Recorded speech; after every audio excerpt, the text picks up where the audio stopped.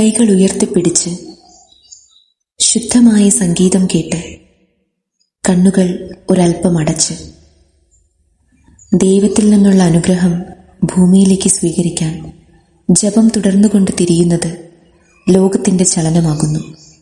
ഇങ്ങനെ അഹങ്കാരം വിട്ട് ഒരു ഗോഡ് കോൺഷ്യസ്നെസ്സിലേക്ക് എത്തിപ്പെടുന്നു. ദൈവവുമായുള്ള കൂടിക്കാഴ്ച നടക്കുന്നു.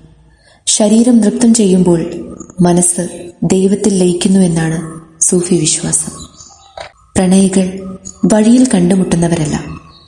ഒരാളുടെ ഉള്ളിൽ മറ്റേയാൾ ഇതിനകം തന്നെ ഉണ്ടായിരുന്നു. രണ്ടുപേരും ജീവിതത്തിൽ ഏതോ ഒരു ദിവസം ആദ്യമായി കണ്ടുമുട്ടുന്നു എന്ന് നമ്മൾ കരുതും. പക്ഷേ റൂമിയുടെ ദൃഷ്ടിയിൽ അതൊരു യാദൃശ്ചികതയല്ല.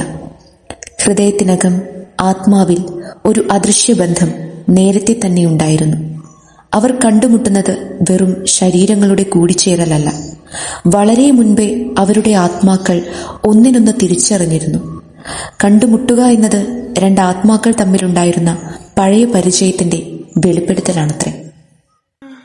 ഇതിൽ ഓരോ മണികളും ഓരോ കഥകളാണ്. എന്റെ ഉമ്മ പറഞ്ഞു തന്ന കഥകള്. ഉസ്താദ് സമ്മതിച്ച ഇതാണ് മഹർ. ഇല്ലെങ്കിൽ ഇതെനിക്ക് തിരിച്ചു വേണം. മരിച്ചാലും കൂടെ ഉണ്ടാവണമെന്ന് ആഗ്രഹിക്കുന്ന പ്രാർത്ഥനകളാണ്.